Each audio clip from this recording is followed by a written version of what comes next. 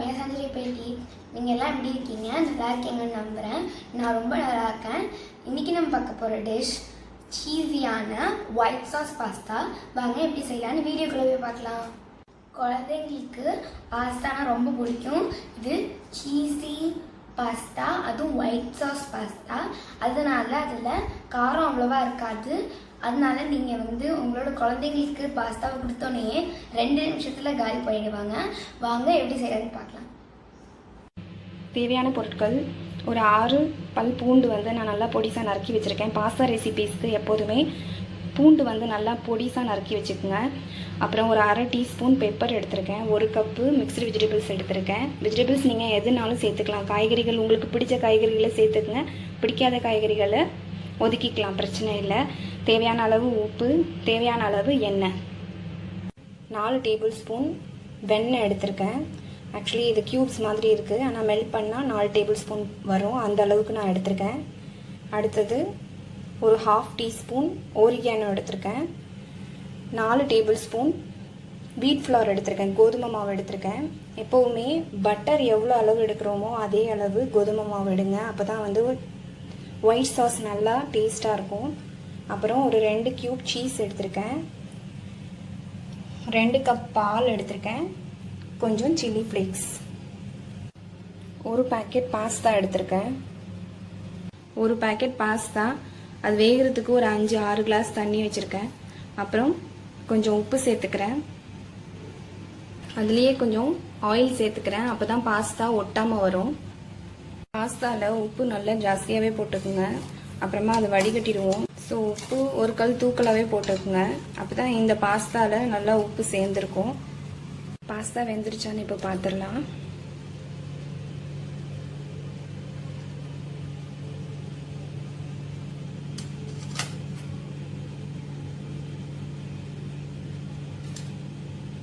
இது கட் பண்ணி பார்த்தா தெரிஞ்சிடும். ஈஸியாக கட் ஆகுது. ஸோ பாஸ்தா வெந்துருச்சு. இப்போ நான் இதை ஒரு கொலாண்டரில் ட்ரெயின் பண்ணி எடுக்க போகிறேன். தண்ணியை ஃபுல்லாக நான் ட்ரெயின் பண்ணி எடுத்து வச்சுட்டேன். இப்போது ஒரு பாத்திரத்தில் ஒரு 2 டேபிள் ஸ்பூன் ஆலிவ் ஆயில் நான் ஆட் பண்ணிக்கிறேன். ஆயில் நல்லா சூடானோன்னு அதில் நம்ம வெட்டி வச்சுருக்கிற பூண்டை சேர்த்துடலாம்.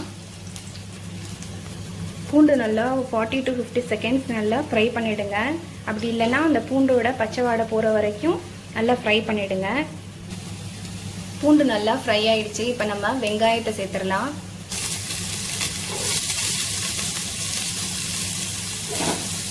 வெங்காயம் நல்லா வதங்கட்டும்.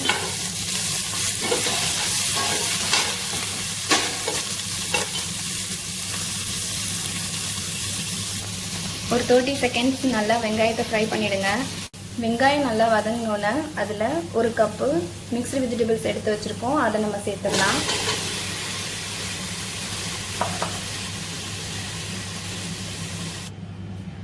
வெஜிடபிள்ஸ் நல்லா ஒரு 2 மினிட்ஸ் ஃப்ரை பண்ணிவிடுங்க.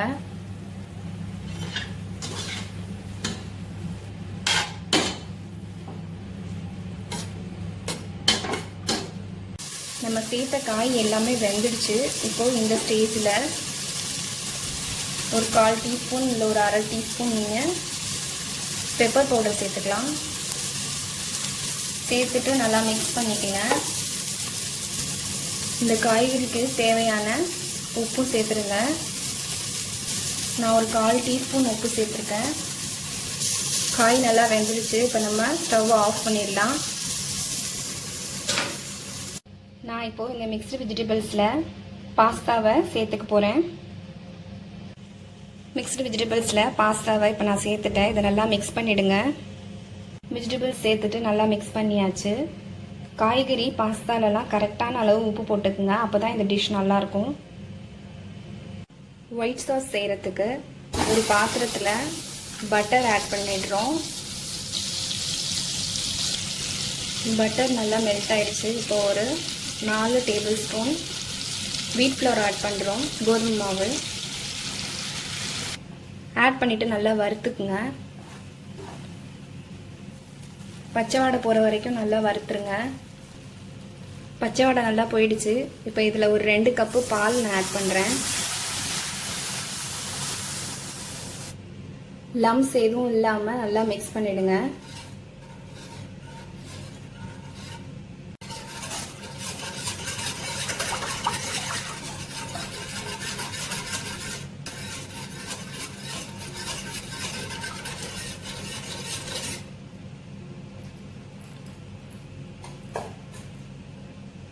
லம்ஸ் இல்லாமல் மிக்ஸ் பண்ணியாச்சு.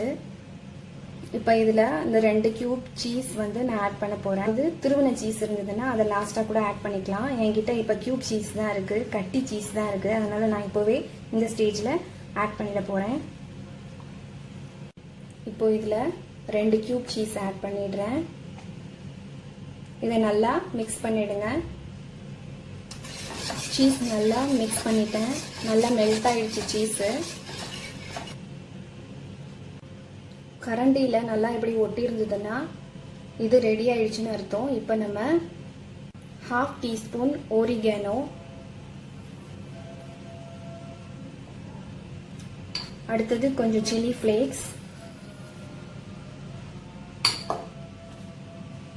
அப்புறம் சால்ட் எல்லாம் ஆட் பண்ணிட போகிறோம். சீஸ் வந்து என்னோடது அன்சால்டட் சீஸு. ஸோ சீஸ் வந்து உங்களோடது சால்ட்டடாக இருந்தால் அதுக்கு தகுந்த மாதிரி நீங்கள் உப்பு ஆட் பண்ணிக்கோங்க. இப்போ இது எல்லாத்தையுமே மிக்ஸ் பண்ணிடலாம்.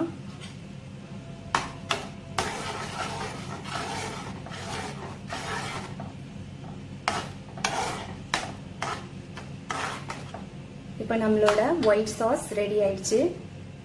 இப்போ நம்ம இந்த ஒயிட் சாஸில் பாஸ்தா எல்லாத்தையும் சேர்க்க போகிறோம். பாஸ்தா எல்லாத்தையுமே சேர்த்தாச்சு. இப்போ நல்லா மிக்ஸ் பண்ணி விட்டுடுங்க.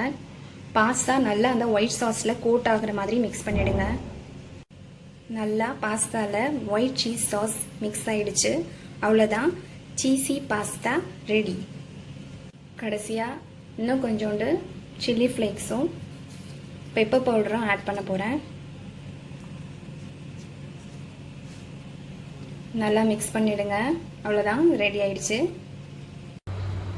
சீஸி பாஸ்தா யம்மியாக இருக்கு. நீங்களும் ட்ரை பண்ணி பாருங்க. இந்த ரெசிபி பிடிச்சிருந்தா லைக் பண்ணுங்க, ஷேர் பண்ணுங்க, கமெண்ட் பண்ணுங்க. மறக்காம சப்ஸ்கிரைப் பண்ணிட்டு நோட்டிஃபிகேஷன் பெல் ஐக்கானையும் கிளிக் பண்ணுங்க. அப்பதான் நாங்கள் போடுற வீடியோஸ்லாம் உங்களுக்கு மறக்காம வந்துடும். தேங்க்யூ ஃபார் வாட்சிங். பாய்.